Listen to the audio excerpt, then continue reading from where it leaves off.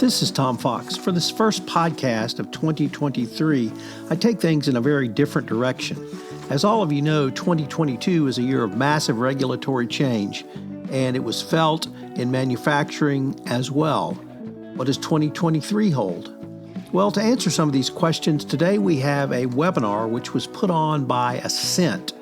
In this webinar, 4 Assent experts, Cally Edgren, Dr. Bruce Jarnot, Jared Connors, and Travis Miller, take a look at key issues from 2022 and into 2023.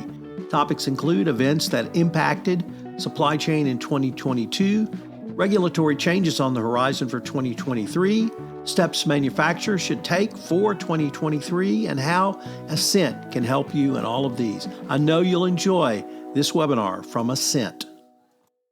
Before we get started with some updates on some of the hottest topics of the past year and the year to come, I want to give an overall picture of what's coming. And we're going to cover some of these what's coming, broken out into 3 separate areas. We're going to talk about product compliance. We're going to talk about everything happening in the world of ESG. And then we're going to tie it up with trade compliance and lean into how all of these things are working together. Again, if you have questions to ask, please type them in, and hopefully at the end we'll have time to get to everything. So countries that are part of the World Trade Organization will notify the WTO's Technical Barriers to Trade Committee when proposing new product rules required for access to their markets. Now, we've been tracking the growth of these notifications going back to 1995. You can see the always increasing pace of notifications year over year continues to grow. I like to point out this chart is not cumulative. This is the number of new notifications every year. Through the end of November, there were 428 notifications from the United States, and product regulatory activity in the U.S. was second only to Uganda and ahead of Brazil. So for those who think that these types of regulations are largely driven by the EU market, you really can't discount what's happening here in the U.S. nor in those other emerging markets around the world. Now, while the projected final for 2022 is slightly lower than last year's record high, I actually started my day yesterday by reviewing 97 notifications from the previous day. So that final number may actually end up being higher than we're projecting. But this is always a moving target. And the only certainty is that over time, the regulatory obligations for selling products in global markets is going to continue to increase. Now, one of our roles here at Assent is to monitor these proposed requirements and to help our customers understand the impact to their businesses. Obviously, we're not going to cover all 3,700 notifications from this year in a 1-hour webinar, but our team of regulatory experts have compiled some of the most impactful developments in 2022, as well as a few hot topics to watch for in 2023. So with that, I'm going to hand it off to Dr. Bruce Jarnot, who will be taking us through some activities in the product compliance world. Bruce, thank you for joining us today, and please share some of your thoughts on what's been hot this year. Okay. Thank you very much, Cally. I'm looking to see if I can move the slides. I'm seeing the agenda slide. Maybe I'm not. Maybe I need to refresh my screen. You should see at the bottom of the screen 2 arrows.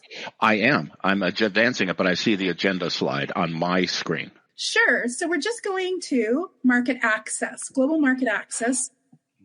Okay. Thank you very much. So, thank you very much, everybody in the audience, for joining today. And as Cally said, and I want to emphasize this point, there are a tremendous number of regulations globally, and this number keeps increasing. It seems exponentially. You might think that Europe is the most regulated place in the world, but in fact, it's the United States with over 720 regulations because we have a lot of activities at the state level. So this is important that European activities, you follow the requirements for REACH or ROS. No, it's not just that. It's also the U.S. requirements. And that's where I'm going to lead off today. So if you could go to the next slide. And we're going to talk about the Toxic Substances Control Act. So if you could go to the slide that's headed TSCA Section 6 Restrictions, this is not a new topic. This was new last year, but it is the new play of the game here in the United States. The federal government has always had the ability to regulate and restrict substances at the article level. The same definition that the European Chemicals Agency uses for articles, a part that has a specific design or a form or a function that is more indicative of its role or its purpose in a product than the chemical makeup. That article that contains a restricted substance makes the entire product that contains that restricted substance in an article banned or restricted from being placed in U.S. commerce. So this is very important. This is an old regulation. The Toxic Substances Control Act dates to 1976, but there is this section 6 of TSCA, that does restrict the use of existing substances and products. And if you think back in the day, asbestos was used as a insulation material. Mercury was used in consumer products like thermometers, and lead was used in paint.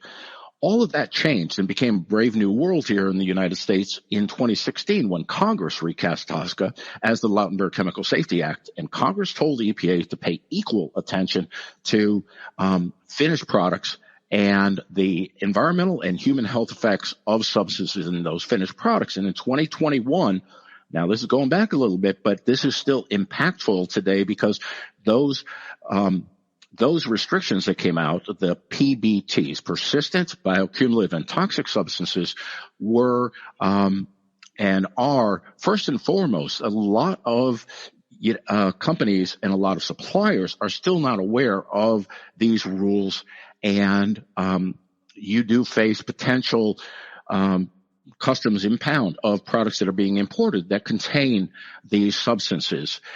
EPA's 5-year plan, and I'll elaborate on this, has a total of about 40 substances on it. So this is not 5 and done. This is a multi-year activity that is going to be ongoing into the future. Next slide.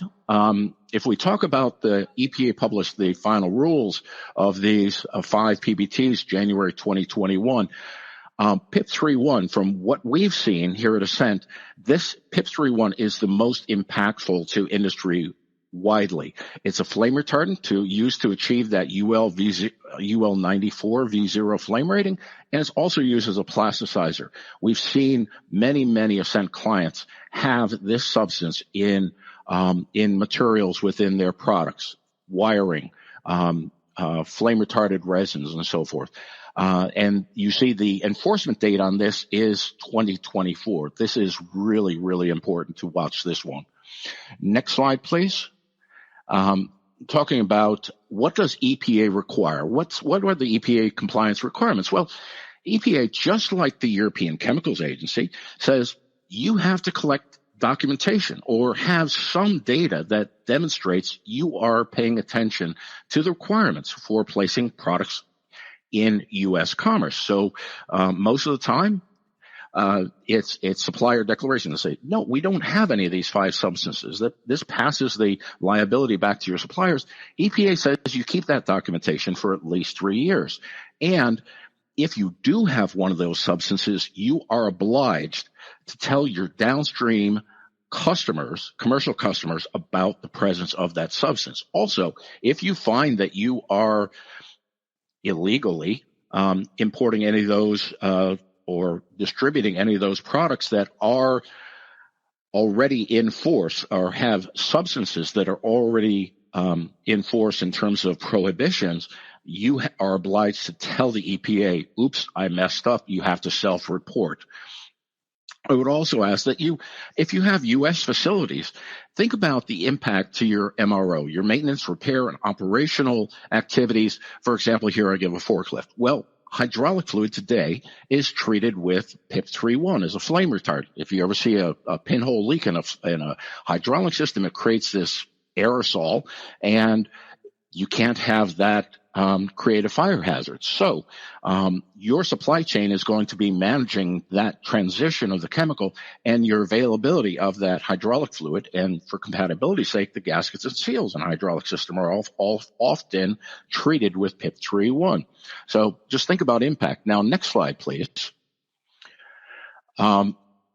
Existing restrictions. So right now we have a total of 14 substances that are restricted. The original 9 restrictions that came out between 1977 and 1990-ish, and then the 5 PBTs that you see here. You have to be compliant. The non-compliance can result in penalties up to $50,000 per day per violation, and if it's gross negligence or willful violation, individuals can see prison time. So this is not something to be taken lightly at the federal level. Next slide, please.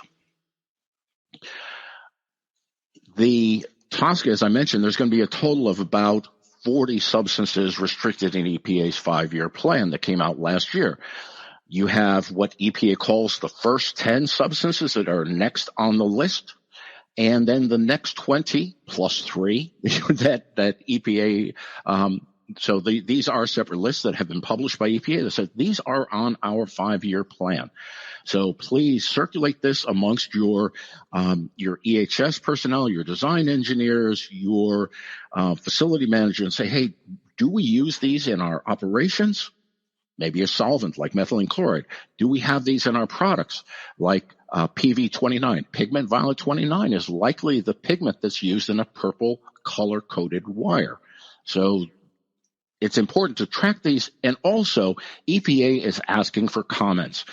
They said, please, industry, don't let us operate in a vacuum. If you don't tell us that a substance is important for your products and your ability to manufacture or to sell products in the U.S., we don't know about it necessarily. So it's imperative for you to consider making individual comments or through your trade associations. Next topic, we're moving on to topic number 2 here. PFAS, perfluoro and polyfluoroalkyl substances, the hottest topic in the globe these days. Fluorocarbons, these are all fluorocarbon substances. And next slide. The first impact you'll see with PFAS is in the United States, or probably the first one will be PFAS reporting required under TSCA. This is under Section 8A7. EPA is trying to wrap their arms around what fluorocarbons are used in commerce, at what volumes, in what types of products. EPA will require companies doing business in the U.S. to do a 10-year reporting retrospective, so reporting 10 years back for products that are placed in the U.S. market. Now, the U.S. manufacturers of things like O-rings or gaskets or pieces of Teflon will do their own reporting. But if you are importing into the U.S. or exporting from Europe or some other country, China, into the U.S., you are the manufacturer of record according to the government. So as the importer, you will have to do reporting to the EPA in calendar year 2023.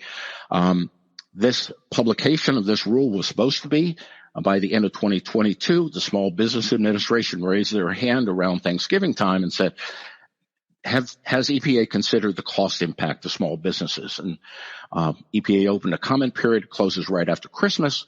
So we expect this rule to be published around end of January, beginning of February, requiring reporting in a 12-month period after that publication. So in 2023, any imported articles containing PFAS, and that could be a piece of Gore-Tex membrane, it could be a fluoroelastomer, some fluorinated fluid, some fluorinated grease, what have you, any of those. There are known to EPA to be about 1,400 substances in commerce, fluorocarbons in commerce, according to the TSCA inventory reported in 2021. That's what they're asking for. Next slide, please. This cascades over to state regulations. The state of Maine is requiring registration of products that intentionally contain added fluorocarbons. The registration requirement begins January 1st, 2023.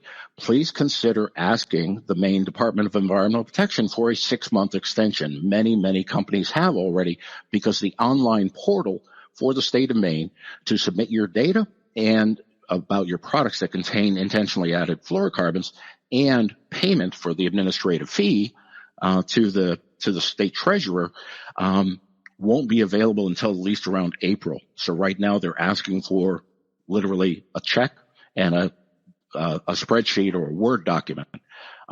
Please, by the end of December, ask for that 6-month extension. Moving on to Europe.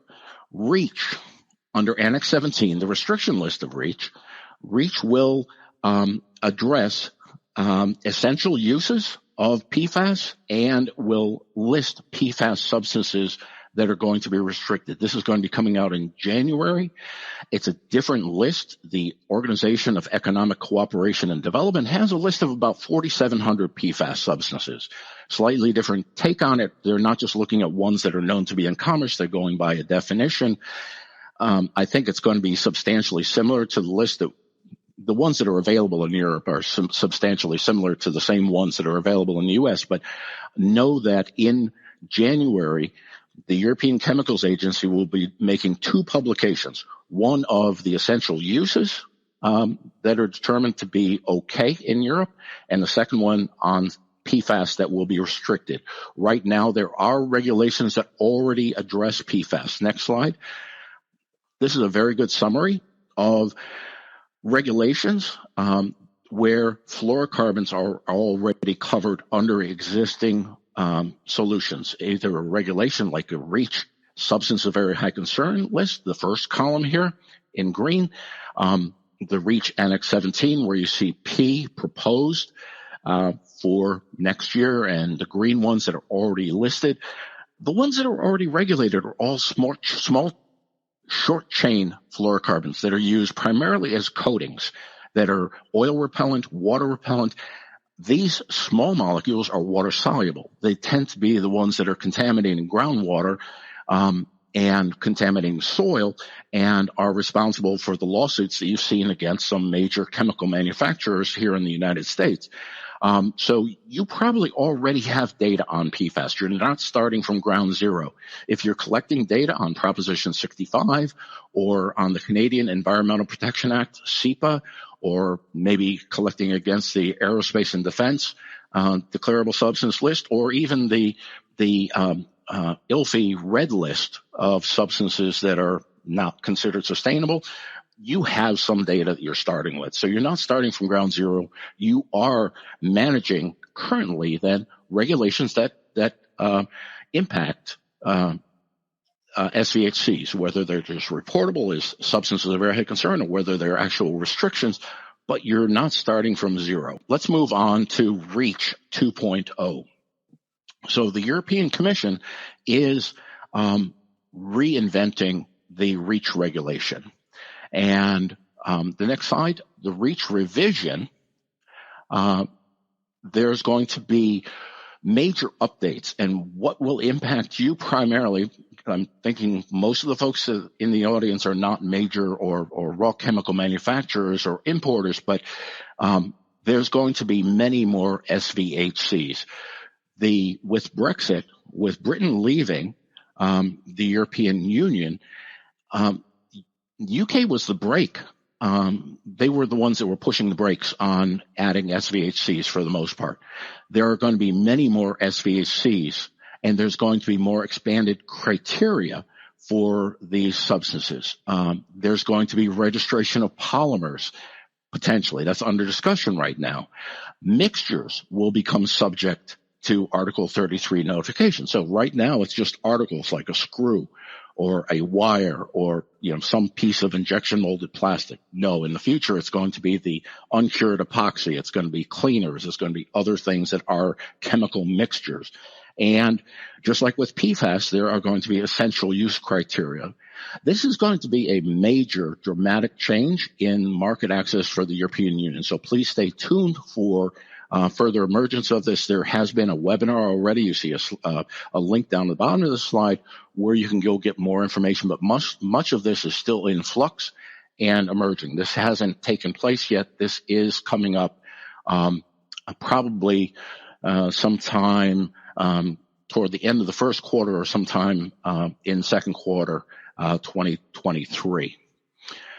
My last topic, the European batteries regulation. This is another big change. Even though it's Europe and we're talking North America webinar, most of the attendees are probably doing business globally, and European regulations impact you.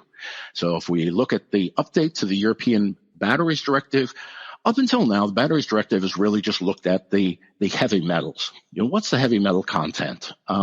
But the Europeans are going to be looking at critical raw materials such as cobalt, lithium, nickel, where one, they're critical for making batteries. Two, they have a social impact for the countries where these are being sourced from. And Jared's going to speak to this more later. Recycling of batteries, the criteria for recycling batteries is going to come into play here, and batteries will now be included in the CE marking scheme. So this is an important consideration that under that safety marking, the CE marking, and likely the UK CA marking as well, batteries will now be included in that scheme. And with that, I'm going to pass over to Jared for ESG. Okay, we're going to talk a little bit about the fun topics of the context of ESG. And first, we're going to get into the proposed rule of the SEC Climate Disclosures Act. Now, we're talking about 2022 as a year in review, and you say, Jared, why are you talking about forward-looking regulations when we're really talking about what was the hot topics of 2022? And the reason is because this proposed rule really impacted the way companies addressed ESG in 2022. And quoting Gary Gensler here, kind of paraphrasing him from a presentation I saw him give earlier this year, if you're not already doing these things, you're already behind. And so that's why it's so important to approach ESG in the context of what do I have to do next, and engaging my stakeholders, both internal and external. I'm going to have to be out there ready to answer those questions once I have to report on these things, and knowing the level of maturity in the market to things like greenhouse gas emissions reporting and normalization of emissions. Clearly, organizations need to get started today, right? And so that's why in 2022, this proposed regulation was such an immense hot topic, because companies understood the urgency to get started in their data collection, both internally and, of course, with their supply chains. Even more important, one could argue, with your supply chain, given the fact that you don't have direct control over supply chains. But the Mandatory Climate Disclosures Act isn't the only thing in 2022 driving compliance. Now, here's a little something about integrated reporting, and I know there's a specific framework on integrated reporting, and not to mistake it with that, but I'm talking about the integration of financials and non-financials in your annual filing.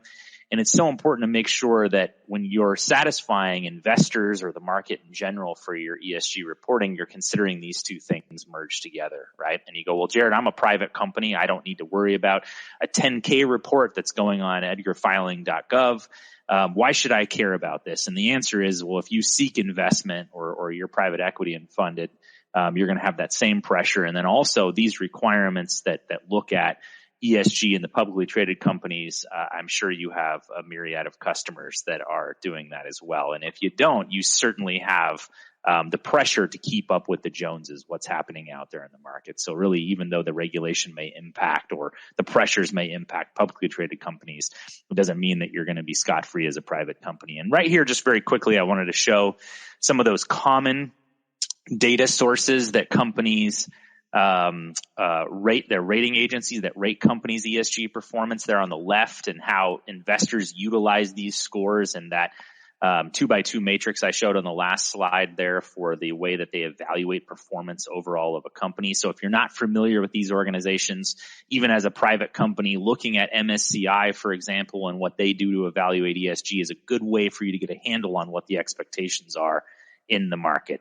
So moving right along here, in the interest of time, I want to spotlight one regulation that went into effect in 2022, the Uyghur Forced Labor Protection Act. And we're going to give just a quick overview of this regulation here, the 101, if you will, of UFLPA. So it actually went into effect in June of this year. And essentially, this is not really anything new in the context of companies being able to demonstrate due diligence for concerns over forced labor. It is very new in the way that it is enforced, and how companies need to address this is more of a proactive approach rather than a wait to see if you get investigated. So WROs, withhold release orders by the U.S. Customs and Border Protection Agency, have been around since Hector was a pup, as my dad would say, and one's related to labor rights violation to do with Uyghurs and North Korean forced laborers in China or other areas of forced labor have actually been around for about 10 years. But now what the UFLPA does is it says, well, you actually owe me some due diligence in order to essentially clear customs here. So it's almost like a guilty until proven innocent regulation, and what companies have to include in their common customs packet, as it's referred to, for their defensible due diligence to look at their upstream, essentially where they're sourcing from, and demonstrate that they don't have a connection, or as the law calls it, a nexus to forms of modern day slavery. All right, moving right along here, we're going to get into another forward-looking regulation, the German Supply Chains Act, or this very long word, if that you could even call that a word, at the bottom there. We'll just call it the German Supply Chains Act. And again, Jared, why are we talking about 2022 as hot topics there and looking at a forward regulation? And the answer is, on that side of the pond over there on the other side of the Atlantic, here's a regulation that really drove companies' mindset towards environmental, social, and governance reporting and data collection in 2022 to be proactive in order to get ahead of this regulation. You could also make that argument with CSRD and what the new requirements that are out there and what they're going to push on companies and how you need to start addressing those things today. So not to get into much of the detail here on German Supply Chains Act, it's obviously a foundational element of ESG that it's asking for, but it's asking for it in a specific way in terms of reporting. So there's a limited number of companies in Germany. It's pretty substantial, actually, but for many of us here in the United States, if we don't have operations of a certain size in Germany, we don't have to address that. Why is it so important for U.S. firms then to pay attention to regulations like this? Well, it's because those regulations start to shape the way things go through the industry. And I'm going to go and give another German example here in just a second of how things are shaping broader industry, and that's in the conflict minerals space. So before we talk about how Germany is influencing that, we're going to first talk about the broadening of the responsible minerals scope. So everything started back in 2010 with tin, tantalum, tungsten, and gold, as we all know it as 3TGs. But the world is really moving towards a broader set of responsible minerals. In fact, the OECD, who set the due diligence guidance for responsible sourcing, they never once limited their guidance to 3TG, right? They've always talked about the broader context of responsible sourcing across a myriad of the periodic table of elements. And so we're starting to see in 2022 that really come to fruition. Of course, cobalt and mica were there in force well before 2022 as additional responsible minerals. But we saw more companies than ever before going forward beyond the 3TG in 2022, and that'll continue to expand. So right now we have 3 reporting templates out there for data collection for responsible minerals. Of course, the CMRT, the age-old goat that it is, the EMRT, the expanded responsible minerals template that has cobalt and mica today, and the pilot reporting template that has a bunch of other non-ferrous metals on it that may move eventually into the EMRT as these things go through the pilot phase. So if you start getting asked questions, if you're getting asked questions by your customers, there's the reason why, is because the world is really pushing towards a broader set of responsible minerals. And the reason why 2022 was such an uptick in that companies going forward on responsible minerals was due to ESG, and responsible sourcing is a great foundational element of your social accountability, the S in your ESG program. And so companies are really seeing that opportunity to do better disclosures. Now, getting back to Germany. So the EU conflict minerals has actually now begun to be enforced. Germany was the catalyst on this. They started with 130 companies in 2022. So the EU conflict minerals actually went into effect technically in January of 2021, but no country in the EU ever went forward with enforcement action and investigation until 2022. So there's actually 3 European countries going forward with enforcement action and investigation in 2022, Germany being the biggest. And it's really trying to show the EU and my editorial, trying to show the EU what can be accomplished in this regard. And that's shifting the mindset overall in the responsible minerals space to more of a focus on chain of custody, the validation of these materials actually entering my supply chain, your supply chain, her supply chain, his supply chain. And so that's going to be a big focus and push going forward. So even though we may not all be subject to import regulation within these respective EU countries, we are going to be impacted as downstream reported companies and expected to do more in the context of chain of custody. And that essentially is boiling down to the validation of the specific sources and materials that entered our supply chain. We focus so much on source of origin, the one half of the conflict minerals regulations, and now chain of custody is kind of, taking the lead now in the marathon of popularity of what companies should focus around. So a lot more to come on that in 2023. And I just wanted to give that quick teaser before I pass it over to my friend Travis, who's going to talk to us this morning about a few more topics before we get to that all-important QA section. So Travis, take it away. Absolutely. Thanks so much. I noticed a quick note had popped up there, ESG, environmental, social, governance. Those are the rules and regulations around all things that don't really find their way into your non-financial disclosures. So if we take all that into consideration, even potentially a hierarchy is trade compliance. So everything that we've talked about from Cally's initial, kind of presentation, acknowledging all of the trade barriers or technical trade barriers to the product compliance regulations, even to the ESG characteristics can roughly constitute trade. So when I talk about trade, what I'm going to do for you is kind of get a little bit more focused on what's really happening, what's driving so much attention right now. So related to that, what most people are encountering in your day-to-day existence is the U.S.-China trade war. And what's happening in relation to the U.S.-China trade war is effectively a decoupling. It's a maneuvering, it's a movement away that's been politically and strategy driven to start to decentralize trade between the two largest trading blocs in the entire world, the United States and China. The United States, during COVID, came up with the strategy, and even a little bit before, that, we are just far too reliant on Chinese-based manufacturing. They have monopoly positions in a handful of areas that we find critical. You can go back and look at the America's Supply Chain Executive Order that does a terrific job kind of highlighting these, but it's never recovered as a result. So if you kind of look at these trend lines, you can see who the U.S. has been trading with. And you can see that even though China has been upticking, it is nowhere near the way that trade has started to reemerge with the rest of the world and the United States. And what we're going to find is that philosophy is probably going to perpetuate over into a long period of time here to come. We're seeing that physically in the data. In fact, this might even be a little bit old, but you can see the Section 301 duties, which were initially passed under the Trump administration, carried on through the Biden administration, have collected $161 billion. Oh, I feel like Dr. Evil here for a second.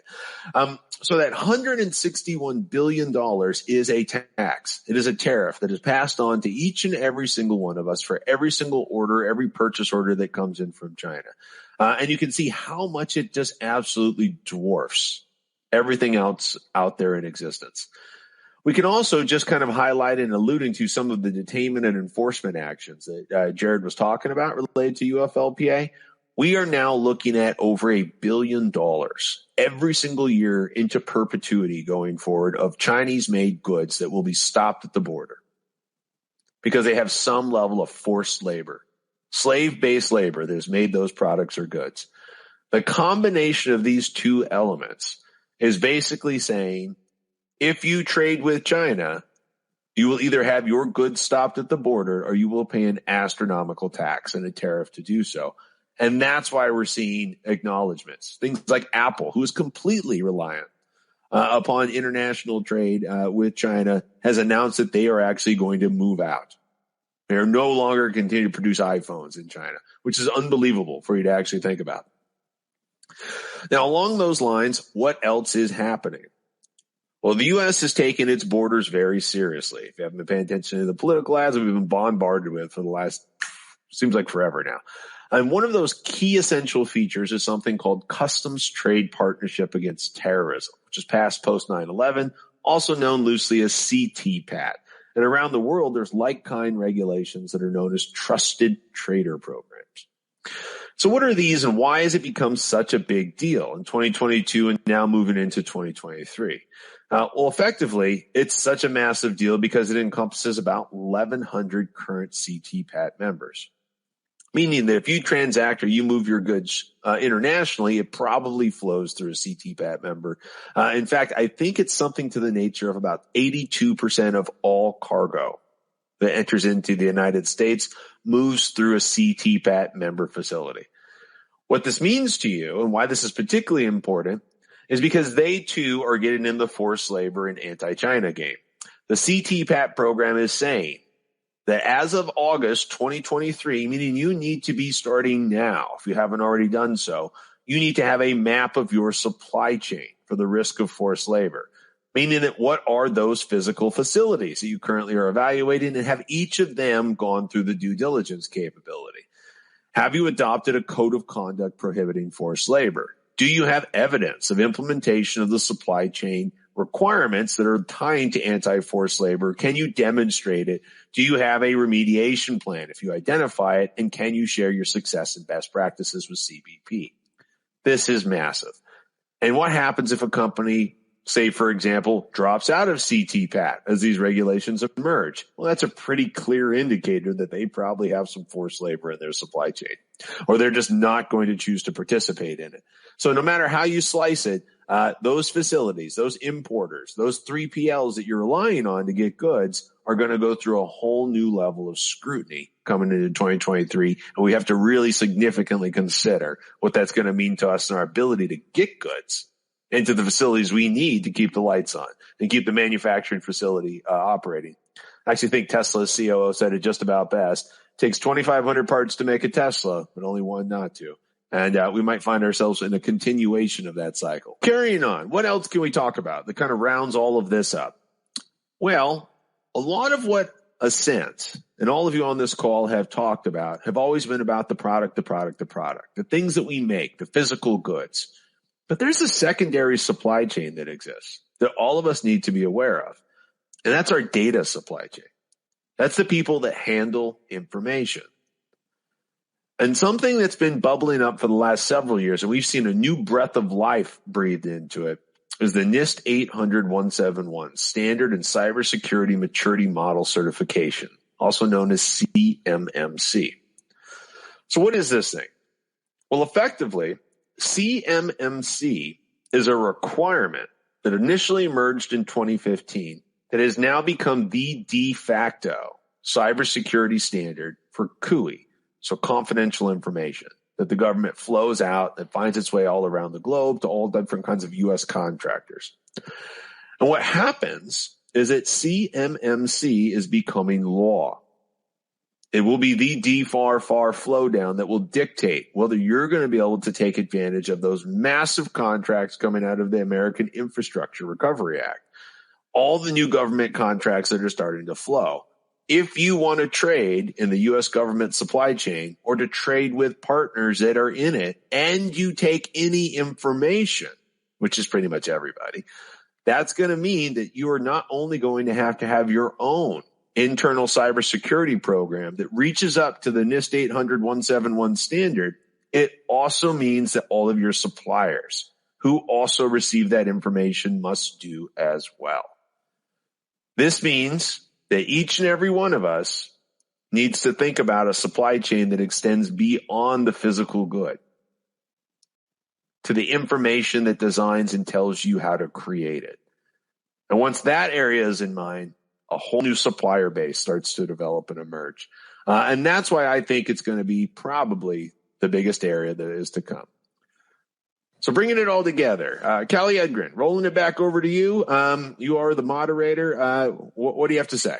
When you see all of the regulations we've talked about today, and I notice increasing overlaps between things like the CTPAT and the UFLPA, or Bruce mentioned the batteries regulations is kind of incorporating some ESG related requirements.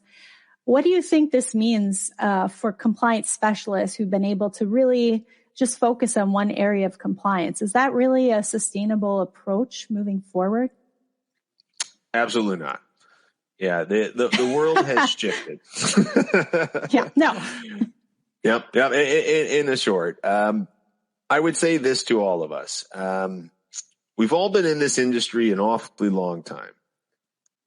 And what the ESG movement, the trade compliance enforcement movement, the product compliance movement all have in common is that there's very few people inside an organization that understand it.